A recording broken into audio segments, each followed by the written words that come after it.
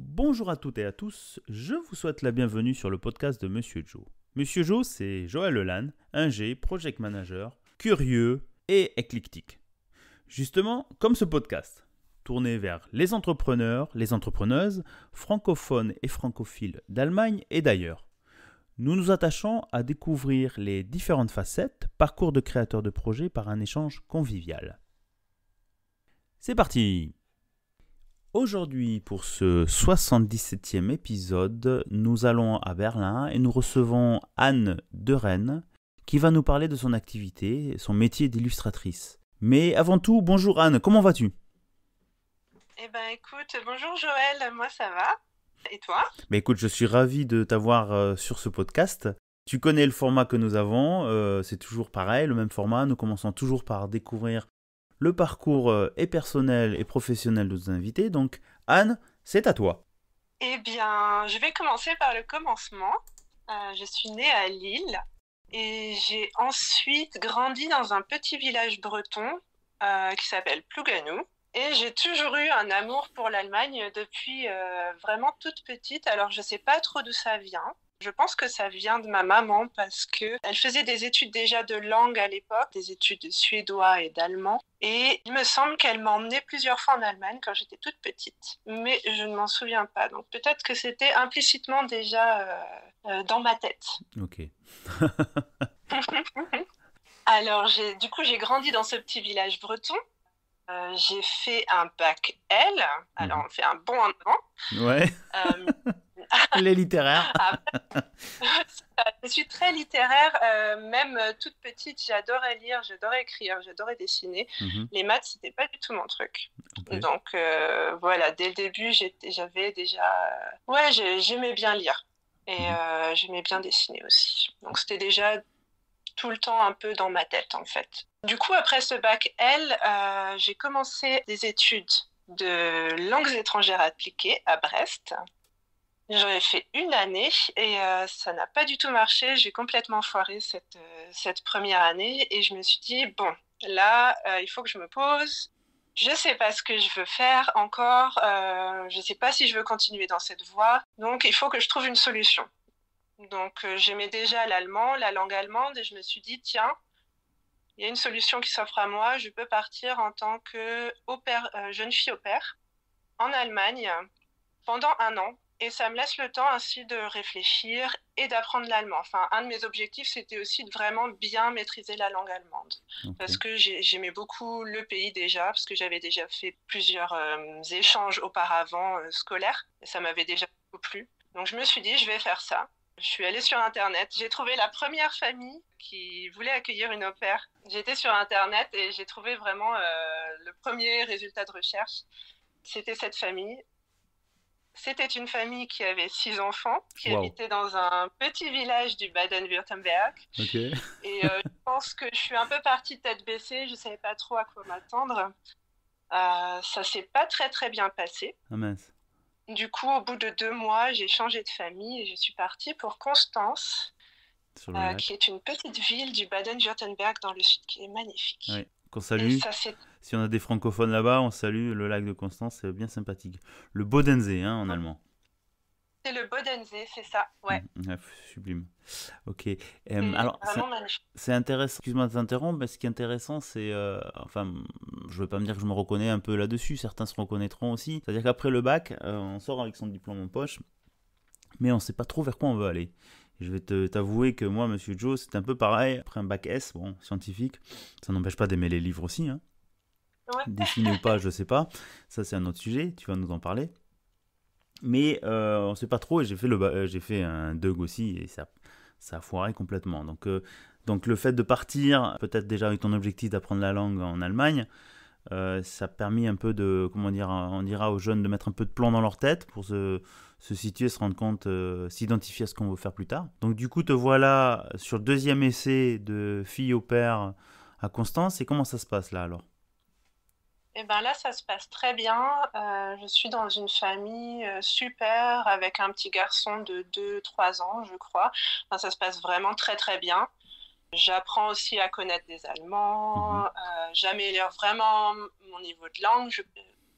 quand on est jeune fille au pair, en fait, on peut aussi faire des cours de langue à côté qui sont payés par la famille. Et c'est vrai que c'est assez agréable, en fait, parce qu'on est nourri, logé, blanchi.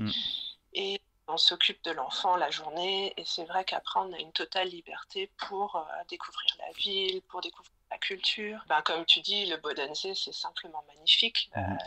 La vieille ville de Constance, qui est juste piétonne, par exemple. On est juste à côté de la Suisse, on est vraiment à la frontière. On a les montagnes en arrière-plan. Enfin, c'est vraiment une petite ville idyllique, en fait. Donc, c'était... j'ai vraiment... je suis ressortie de là avec un très, très bon niveau d'allemand à l'oral. Après cette année, du coup, de au pair, je suis retournée en France. Et là, je me suis dit, bon, là, c'est bon. J'ai une passion pour l'allemand. Je maîtrise la langue. Je vais commencer des études de germanistique. Ah oui, carrément. Tu réinsistes. Je continue dans cette voie-là, en fait. J'avoue qu'à l'origine, mon idée, c'était pas d'aller dans une filière classique, mais c'était de faire des études d'art, et notamment de design de mode.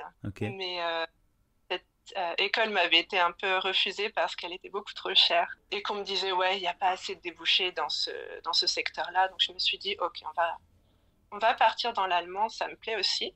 On va être pragmatique, ou ça veut dire changer son fusil d'épaule. Peut-être des fois c'est un peu un élément qui est bloquant dans le développement personnel, c'est-à-dire que les gens vont te mettre des blocages en disant non mais c'est pas trop cher, il n'y a pas de débouchés. Et au fait, je ne veux pas dire qu'on abandonne ses rêves, mais on accepte un peu ces excuses pour pas aller au bout de son rêve, quoi. Ouais, c'est vrai. Et c'est un peu dommage, en fait, que, par exemple, les métiers artistiques soient un peu perçus comme ça, comme on ne peut pas gagner sa vie avec un métier artistique. Il vaut mieux faire quelque chose qui t'amène vers un vrai métier, on va dire, entre guillemets. Mais du coup, j'ai fait des études d'allemand, mais ça m'a énormément plu. Également. Donc en fait, ça m'a pas énormément bloquée. J'ai pu faire plusieurs échanges, notamment j'ai eu un échange avec la ville jumelée de Brest qui était Kiel. Qui est pas loin d'Hambourg, qui a une très belle bourte, la baie de Kiel qui est sympathique, qui est très belle. Le Kiel à Vore en été, au mois d'août, je crois que c'est. Voilà, petite pub pour eux. on vend le nord de l'Allemagne. Le au pair aussi, on le conseille aussi. C'est un moyen aussi pour les jeunes filles et les jeunes garçons aussi. Il y en a un peu moins des garçons au pair. Je ne sais pas si on dit garçons au pair. Mais c'est vrai que c'est une manière de découvrir un pays avant de soit reprendre les études complètement. Donc c'est une manière de partir à l'étranger différente que du Erasmus directement avec des études. Et donc à Kiel, pendant ton échange, tu as fait quoi comme échange d'études ? Eh ben, écoute, j'ai continué des études de germanistique, mais du coup à Kiel. Et j'avais un petit job étudiant à côté dans une petite boulangerie française qui s'appelait Resté. J'en ai un très bon souvenir. J'ai également un très bon souvenir de cet échange à Kiel, puisque c'est là que j'ai rencontré mon futur mari. Ah, voilà, on y arrive. Donc, totalement. Oui, ok. Et du coup, ça m'a encore plus donné envie de continuer les échanges avec l'Allemagne. Et aussi, j'avais un nouvel objectif aussi en tête, c'est à la fin de mes études de vivre en Allemagne. Ok. Donc, tu finis tes études à Kiel ou tu finis tes études en retour en France ? Alors, je fais ma licence, je finis ma 3e année de licence à Kiel. Et après, je fais 2 années de master, mais aussi en Allemagne. 1 année à Kiel et 1 année à Constance, dans 2 collèges-lycées en tant qu'assistante de langue. Oui. Donc 1 année, j'étais à Kiel et 1 année, j'étais à Constance. Oui. J'ai pas fait le sud et le nord. Tu as fait les 2 Allemagnes en même temps. Si on peut, pour nos amis qui sont en Allemagne, ils savent très bien que le nord de l'Allemagne est un pays en lui-même.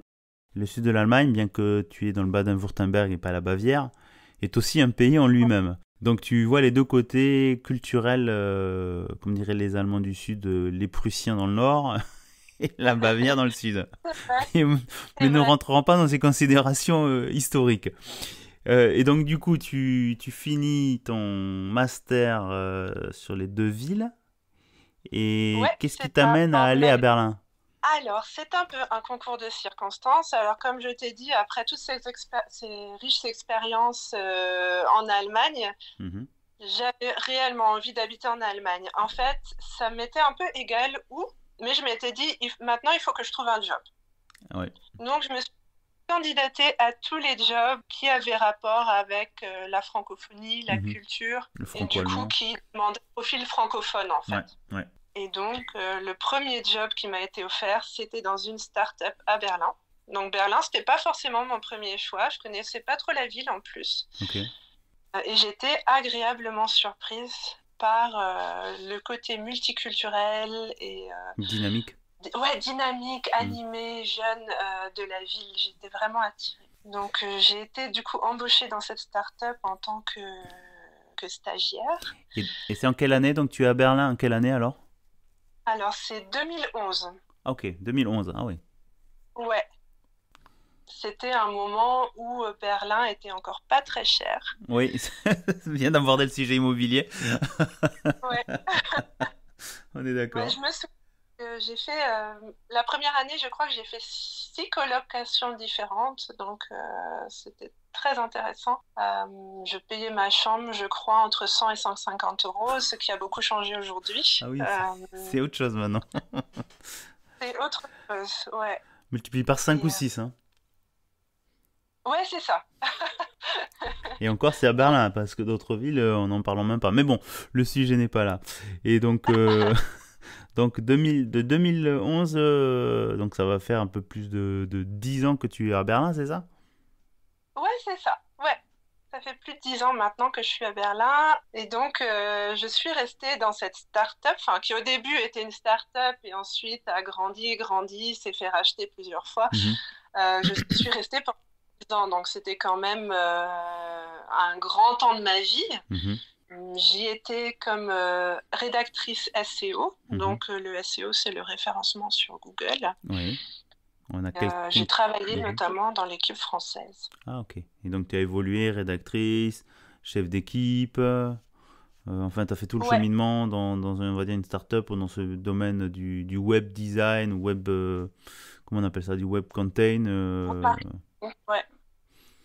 Jusqu'à, j'imagine, période du Covid 2020, 2021. C'est ça. Jusqu'à 2021, j'étais encore dans cette entreprise. Entre-temps, j'ai eu mes enfants, je me suis mariée. Et oui, et est arrivé 2021, du coup, avec le corona. Qui a un peu chamboulé toutes mes habitudes, toute ma routine. Parce que du coup, je me suis retrouvée avec 2 enfants en bas âge à la maison. Dans l'appartement et avec des problèmes au travail, c'est-à-dire qu'il y a une restructuration sociale dans mon entreprise, ce qui fait que mon département a fermé à ce moment-là, le département.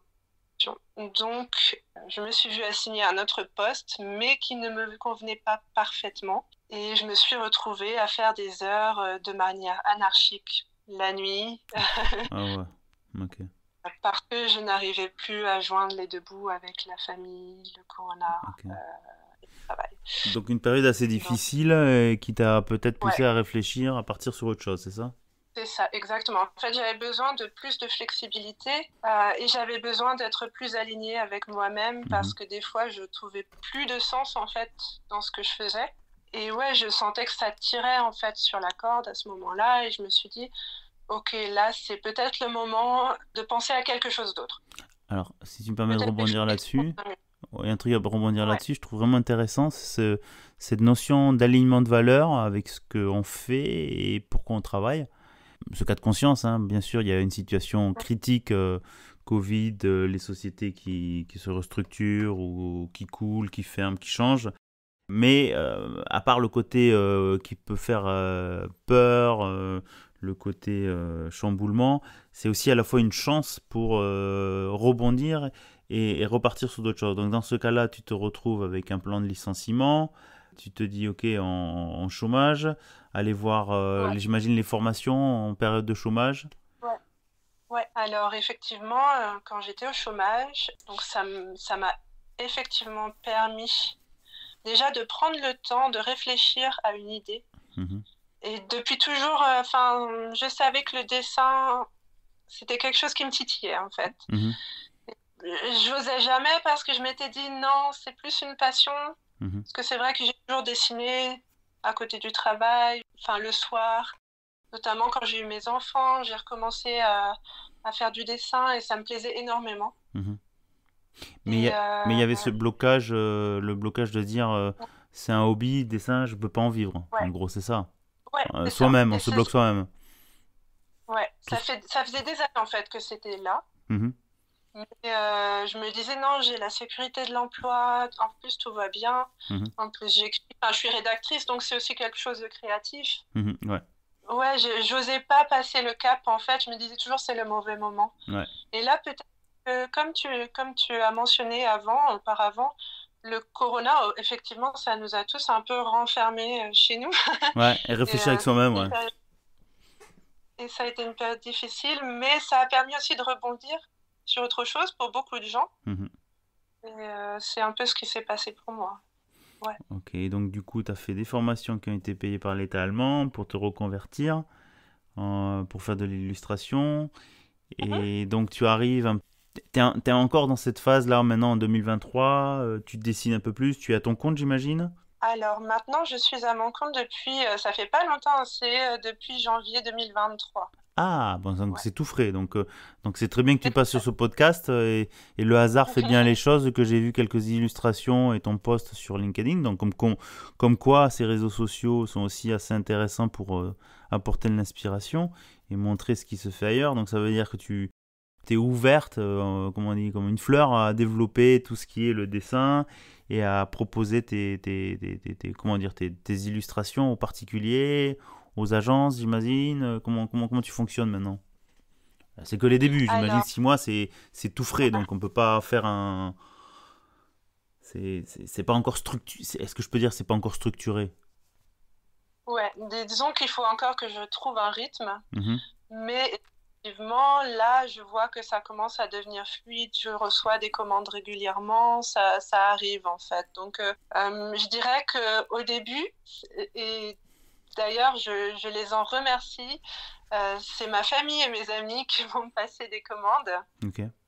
Donc, ça a été mes premiers clients, les premières personnes à croire en moi. Par exemple, l'ami de ma mère a organisé une exposition dans sa galerie parmi d'autres artistes, mais aussi mes illustrations.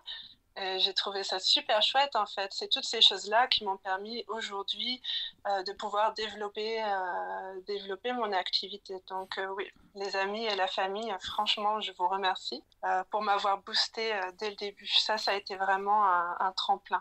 Et alors, faut pas oublier qu'en fait, c'est le premier cercle le plus important qui te permet de te mettre en avant. Et c'est vrai qu'on oublie souvent, on est toujours dans son coin et on oublie toujours que la famille peut donner un petit coup de pouce. Toujours, c'est pas nécessairement financièrement, mais mettre en avant, de distribuer. Et en fait, je crois que c'est le premier élément le plus difficile de mettre en mouvement l'élément, ce développement. Et après, ça va s'enchaîner tout seul. C'est-à-dire que ça va faire effet boule de neige. Et c'est là où tu te dis, il faut oser. Ben oui, les gens en parlaient partout, sur tous les toits. Comme tout entrepreneur, moi, je donne toujours l'exemple où je m'étais lancé à un moment à faire de l'import-export. Et tout le monde se moquait de moi. En tant que, même si mon nom est breton et que je suis de la région de Bordeaux, je m'étais lancé à importer du vin. Et tout le monde se moquait de moi en me disant, mais n'importe quoi. Mais en fait, non, c'est le fait de faire du bouche à oreille, comme ton thème d'illustration, d'en parler autour, d'aller sur des podcasts, d'aller sur des expos, de distribuer, ça permet d'élargir la couverture de clientèle potentielle pour placer tes illustrations, ton activité. Donc ça veut dire, donc maintenant tu commences à faire quelques thématiques, sur quelques illustrations pour des agences, pour les particuliers. C'est quoi les principales thématiques de tes illustrations, pour entrer un peu sur les détails, ce que tu fais, puisque c'est très lié à Berlin, j'imagine. Ouais. Alors, je m'inspire beaucoup de ce qui m'entoure. Donc, la ville de Berlin, effectivement, m'inspire énormément. Surtout sur son côté multiculturel, sur le côté diversité aussi. J'ai d'autres thématiques telles que le franco-allemand qui était très présent pour moi, notamment par mon histoire. Normal.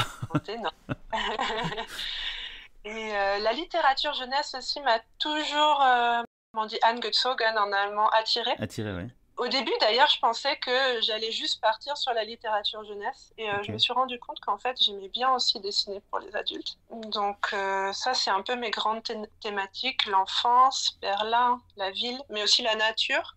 Le multiculturalisme, alors ça, c'est aussi un terme qu'il faut que j'explique parce que je suis moi-même un enfant issu de la diversité.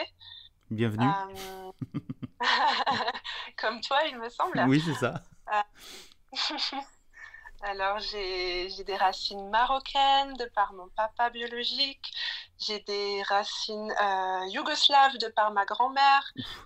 Mes enfants sont franco-allemands. Donc, c'est vrai que j'aime bien ce melting pot et c'est quelque chose que j'aime bien reproduire dans mes dessins, tu vois. Par exemple, quand je dessine mes personnages, souvent, ils sont métissés avec des boucles. Oui. Parce que je trouve ça juste magnifique, en fait. Et je m'identifie un peu à ces personnages. Ok. Au final. Ouais. Ce qui est un peu normal aussi, c'est la manière d'exprimer ses origines au travers de son dessin. Donc c'est assez émouvant, je trouve ça super intéressant. J'ai regardé quelques illustrations sur ton site. Ça nous permet un peu aussi de rappeler à nos auditeurs où on peut voir tes différentes illustrations. Ton site, par exemple, Berliane, je crois que c'était. Oui, alors Berliane, c'est mon artiste, ouais.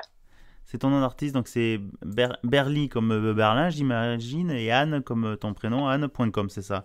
Et c'est vrai que c'est vraiment chouette, les illustrations. Donc, on peut dire, très inspiré des enfants de toutes les couleurs de peau, beaucoup de nature florale, assez bucolique. Alors, je me posais la question, me dire, bon, quel est le. J'essaie pas de classifier les dessins parce que j'y connais pas grand chose, je vais être honnête, hein, mais ça fait un peu rétro 60 ou un peu post-moderne avec des couleurs, beaucoup de couleurs, c'est très très très vif en couleurs, mais aussi poétique. Donc c'est ça, en fait, tu transmets par ton art et je t'en félicite parce que je pense que c'est pas évident, hein, de transmettre d'où on vient par rapport à sa production. C'est ça, hein. Ouais, c'est un peu de ce que je suis en fait. Si tu regardes mes dessins, comme tu dis, c'est poétique et c'est très doux aussi souvent. Et je trouve que ça me représente vraiment bien. Comme quoi c'est pas mal, Monsieur Joe surprend tout le temps à chaque fois en regardant les nouveaux invités et d'absorber cela. J'espère vos auditeurs vous serez attirés pour aller jeter un coup d'œil sur son site où on peut te retrouver aussi sur des projets sur Berlin, j'imagine. Tu fais quelques workshops? Alors, effectivement, on peut me retrouver toutes les semaines, tous les mercredis à 13h30 dans la librairie berlinoise Le Grenier à Bulles, qui est une librairie de BD. Et j'y donne un petit atelier de BD pour les enfants de 7 à 12 ans qui s'appelle le Comic Club. Ah, très bien. Et justement, je rebondis là-dessus pour faire un petit clin d'œil, un appel du pied à, je crois que c'est Claire Granier, qui est à l'origine de ce... Garnier, pardon, excusez-moi d'écorcher son nom. Claire, on t'attend, je pense qu'elle va venir très rapidement sur ce podcast. Je l'ai croisée aussi à Berlin lors de début septembre de la journée des associations francophones à Berlin, au lycée français. Je crois qu'elle est juste en face. Donc Claire, si tu nous entends, si tu nous écoutes jusqu'à là, n'oublie pas que tu es une des prochaines invitées à venir nous partager ton parcours que j'imagine aussi très intéressant comme le tien, Anne, teinté d'expériences très variées, d'un passé personnel aussi varié. Donc chers auditeurs, voilà, Berlin, toujours plein de surprises, hein.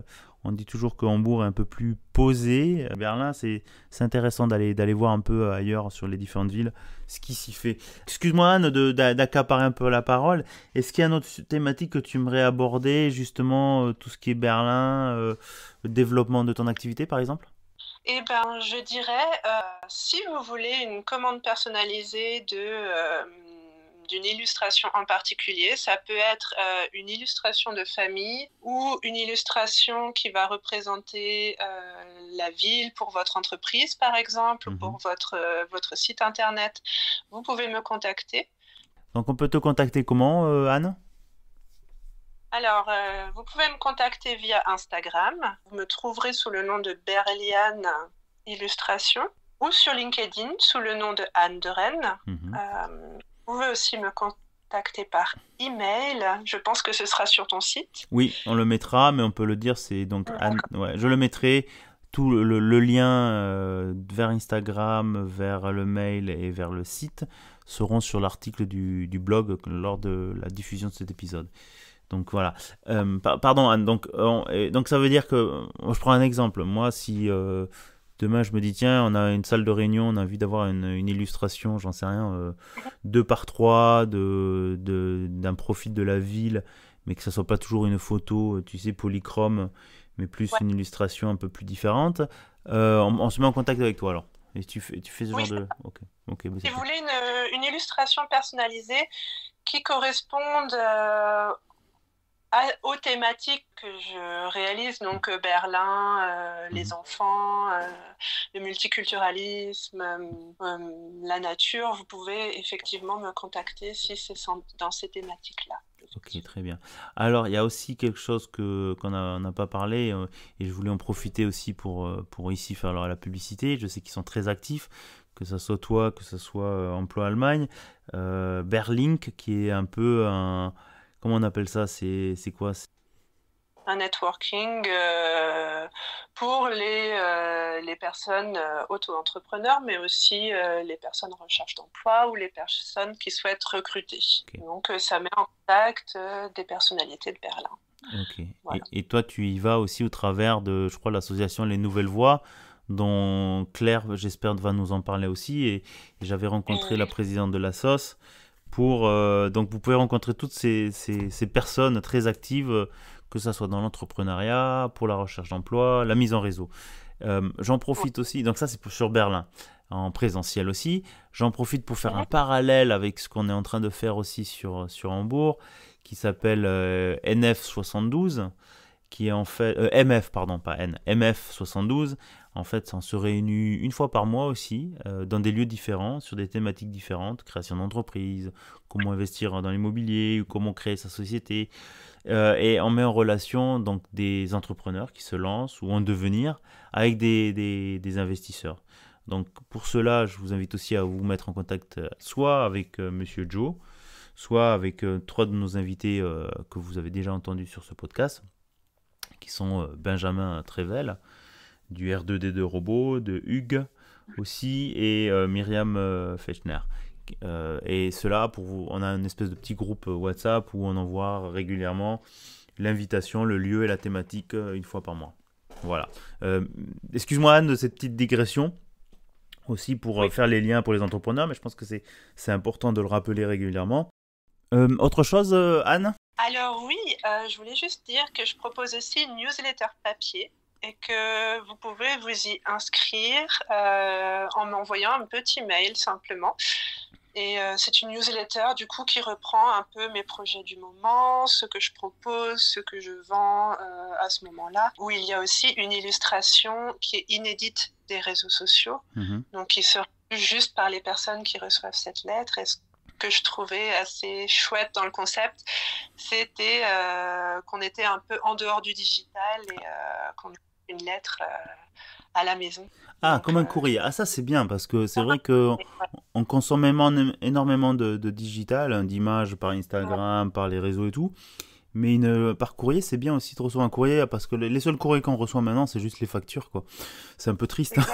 Ou de la pub.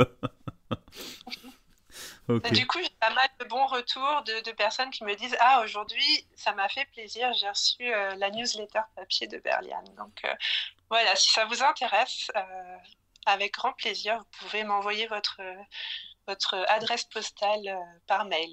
Donc c'est à annette.deren@gmail.com, on le cite là, mais je le mettrai aussi dans l'article, comme ça les gens peuvent t'envoyer un petit mail et il faut donner son adresse postale et tu envoies par courrier. C'est pas mal, je sais que j'ai un ami qui fait ça quand il envoie sa newsletter avec les bons de commande justement pour le vin. Il envoie ça, c'est du public postage, hein, c'est un certain coût, mais les gens reçoivent un courrier, ils ont une lettre, une newsletter biannuelle, je crois, ou qu'est-ce qui s'est passé sur le site sur le chai, dans le château, dans les vendanges, et c'est bien, ça garde un certain lien, et puis c'est aussi le fait que tu as fait un effort, la publication digitale, c'est presque, on peut l'automatiser quasiment, on parle de intelligence artificielle et autres, et ça enlève le côté humain. Donc là, ce genre de démarche, je trouve assez intéressant parce que ça garde ce lien-là et les gens ont envie de garder ce lien-là. Donc c'est très bien. Merci à toi, Anne. Merci. J'ai oublié, on a parlé d'entrepreneurs et j'aime bien poser la question un peu sur la fin. Le conseil pour la route, toi qui t'es lancé depuis 6 mois en tant qu'indépendant entrepreneur, quel serait ton conseil aux personnes qui veulent se lancer?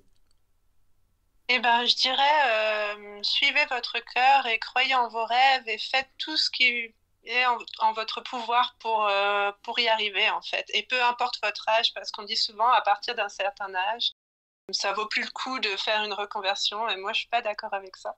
C'est possible à tout moment. Bah écoute, voilà. Je pense que c'est génial et moi j'adhère à 100%. Regarde, le podcast, je l'ai commencé très tard aussi en se disant c'est des trucs de Jones.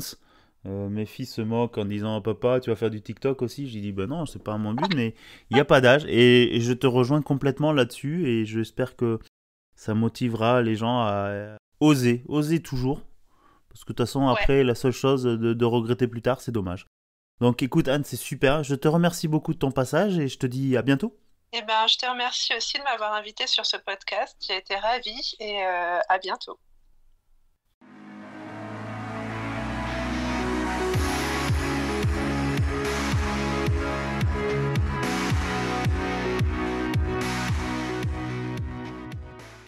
Eh bien, chères auditrices et chers auditeurs, j'espère que ce 77e épisode avec Anne de Rennes, illustratrice à Berlin, vous a plu. Une fois encore, je pense que c'est un épisode qui vous fait découvrir des personnes passionnantes et passionnées. Donc, rejoignez-nous, vous aussi. Vous pouvez, si vous sentez aussi capable ou l'âme de venir nous parler de votre projet, votre parcours, vos associations ou la cause que vous soutenez par votre entrepreneuriat ou votre activité, vous êtes le bienvenu ou la bienvenue. Pour me contacter, n'hésitez pas à m'envoyer soit un message par LinkedIn, j'essaie de répondre très rapidement, ainsi que sur les différents réseaux sociaux où vous pouvez nous écrire, Instagram, Facebook, LinkedIn et que sais-je. Il ne me reste plus qu'à vous dire à mercredi prochain dès 18h, heure européenne, pour un nouvel épisode. D'ici là, portez-vous bien, à bientôt et surtout, restez curieux. J'aimerais aussi remercier les auditeurs, même si vous n'osez pas nous mettre de commentaires, de votre fidélité. Je regarde sur les différentes plateformes de diffusion, vous êtes de plus en plus nombreux et c'est superbe. Je vous remercie encore une fois. Continuez à parler autour de vous du podcast de Monsieur Joe, c'est toujours un plaisir. Et si en plus vous voulez soutenir la création, je vous invite à aller faire un don sur https://fr.tipeee avec 3 e.com /le podcast de Monsieur Joe. Et aussi sur les plateformes de mettre des étoiles, un commentaire, de nous écrire.